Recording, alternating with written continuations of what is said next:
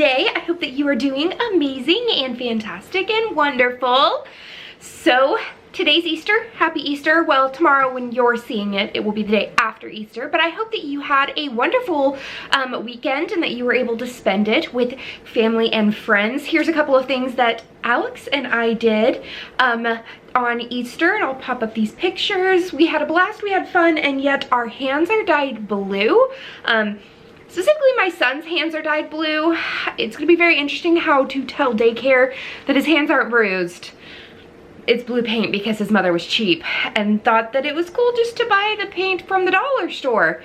And don't buy the paint from the dollar store, guys. Don't buy the paint from the dollar store. Anyway, so if you saw my thumbnail, which obviously you did, you clicked on the video, I have a pretty big book haul to go through. These are physical books that I've bought within the past couple of weeks, and I thought that I should probably share what I have purchased. Cleo's here. She's of course pushing books around.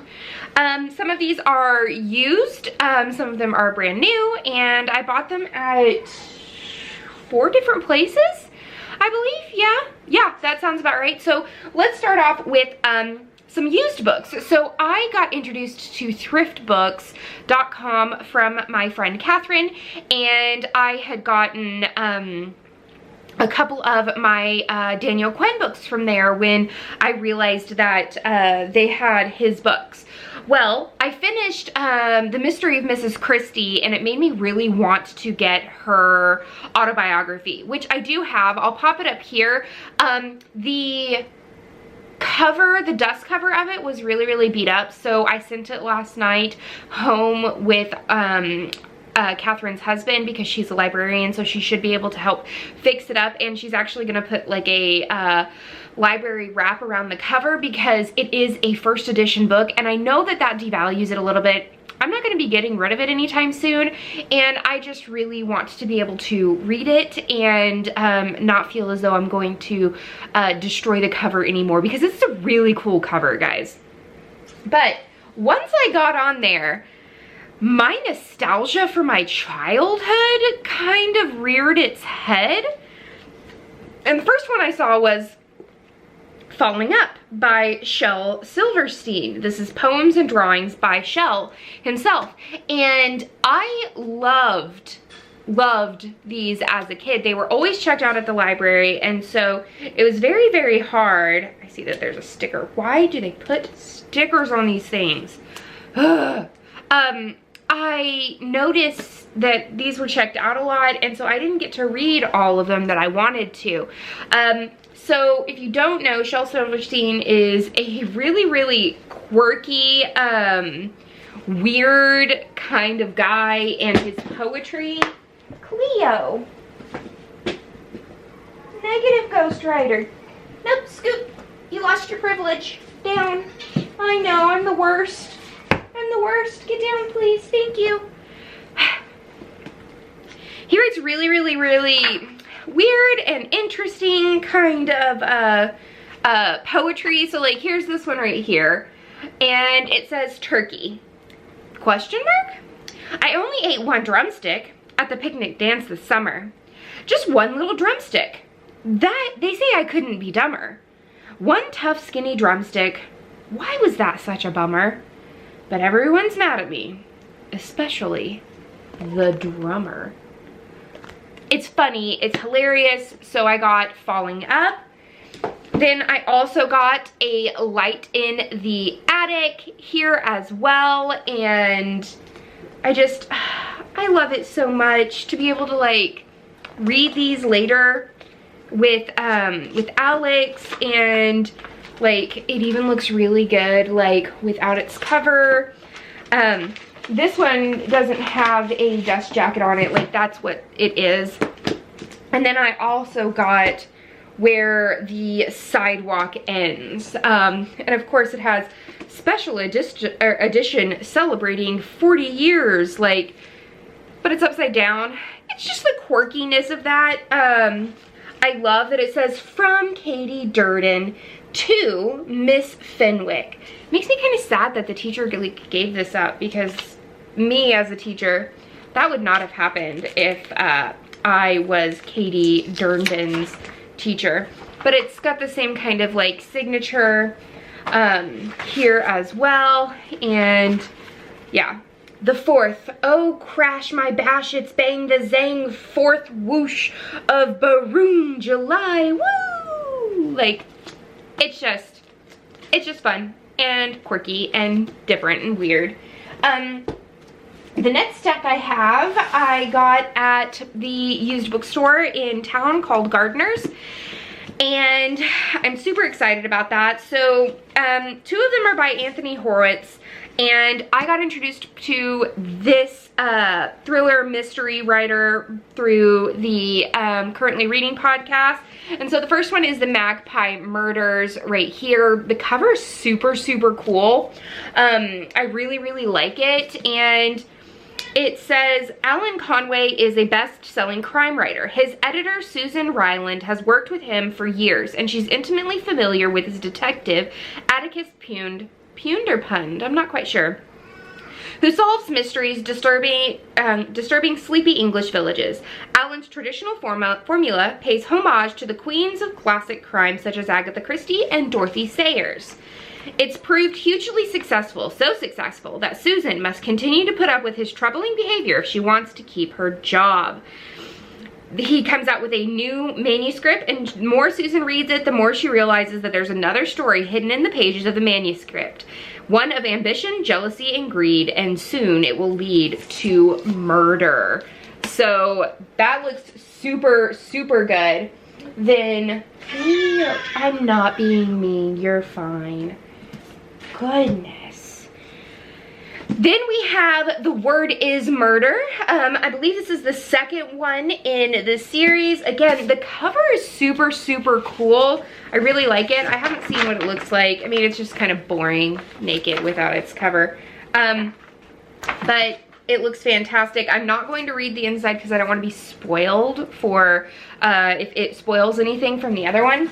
So I really, really like that. The next one is a book that Catherine recommended to me while we were at Gardeners, and it's Why We Broke Up. It's a YA by David Handler, art by Maria Kalman, and apparently it's all about, it's got like little short stories, and it always ends with, and that's why we broke up. And so like story about this film, and it goes through a little short story, and it ends with, and that's why we broke up, every single time. I love the artwork, and she said that it's a really, really fast, fun read, and I know that once I read this, I'm gonna go put it in my free little library, because I know that there are gonna be some teenagers who are gonna enjoy that.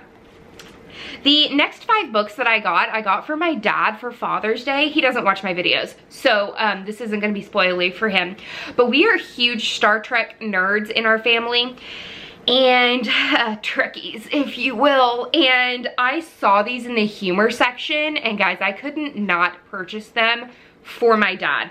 So there's 5 of them, and it's an unauthorized parody, and these are all first editions, and it says, the most out of this world spoof ever of America's beloved science fiction TV series. It's called Star Wreck.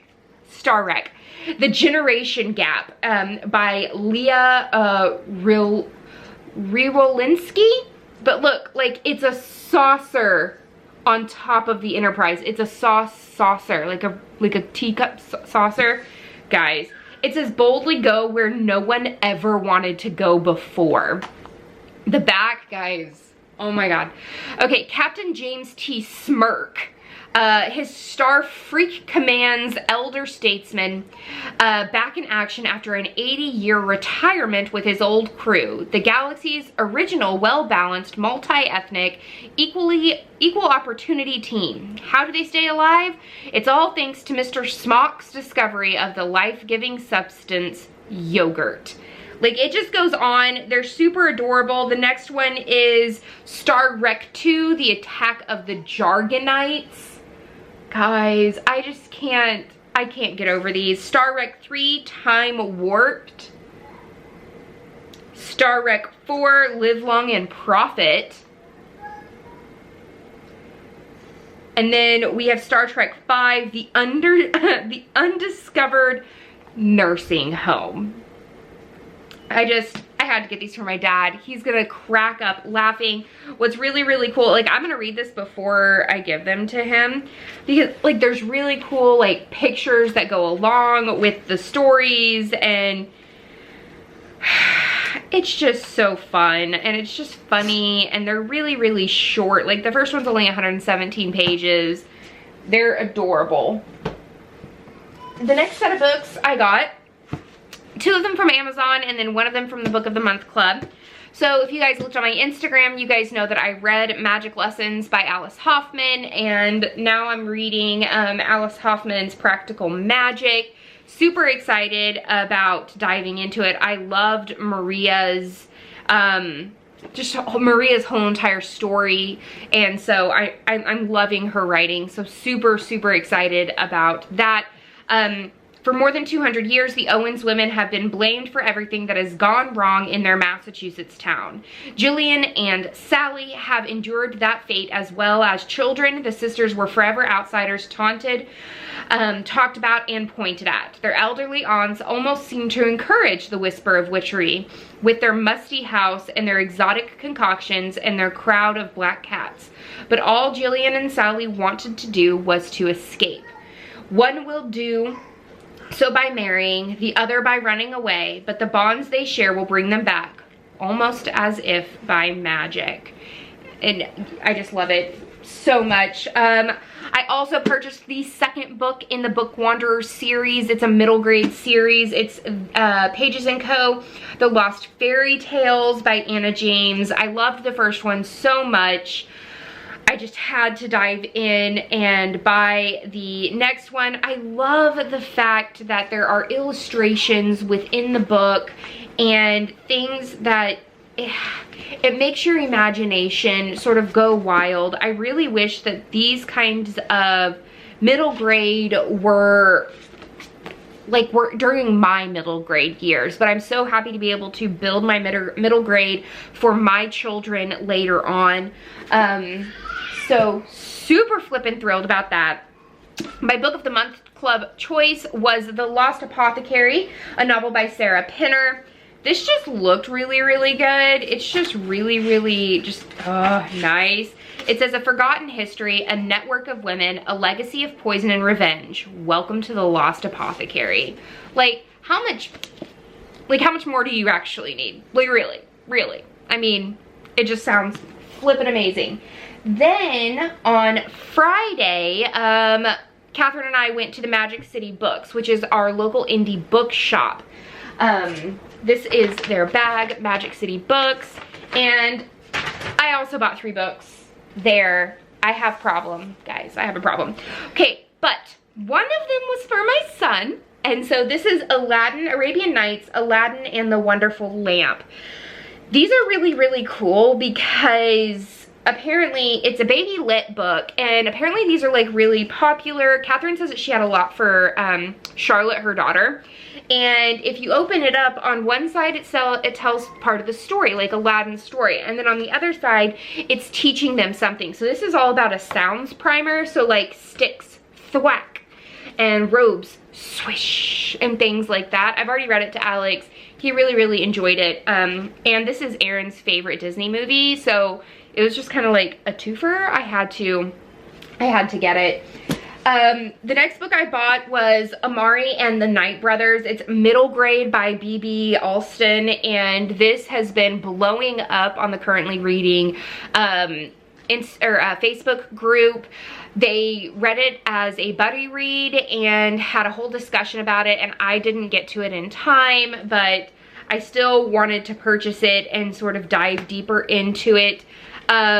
Amari Peters has never stopped believing her missing brother Quentin is alive, not even when the police told her otherwise, or when she got in trouble for standing up to bullies who said he was gone for good.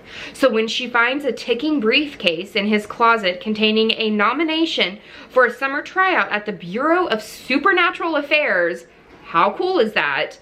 She's certain the secretive organization holds the key to locating Quentin, if only she can wrap her head around the idea of magicians, fairies, aliens, and other supernatural creatures all being real. It looks amazing, like absolutely fantastic. I am all for this. And then the last book I got was was one of the indie press lists for the Currently Reading podcast, and I went to my local indie and I purchased it, and it's The Deepest South of All, True Stories from Natchez, Mississippi by Richard Grant. This is a nonfiction book. It says Natchez, Mississippi had once had more millionaires per capita than anywhere in America, and its wealth was built on cotton and slavery. Today, it has the greatest concentration of antebellum mansions in the South and a culture full of unexpected contradictions. Prominent white families dress up in hoop skirts and Confederate uniforms for ritual celebrations of the Old South. Yet, Natchez is also progressive enough to elect a gay black man for mayor with 90% of the vote. So this is all about stories of people at Natchez, or in Natchez, Mississippi, and I'm just really, really excited to read it and to learn more, and it's going to be a very compelling read. So that was my book haul for the past few weeks, month-ish. Did I pick up anything that you've read before or that you're interested in reading? Let me know down below how you liked it. But that's the end of this chapter of Courtagonist. Please give this video a thumbs up and subscribe if you haven't already. And until next time, guys, happy reading. Bye.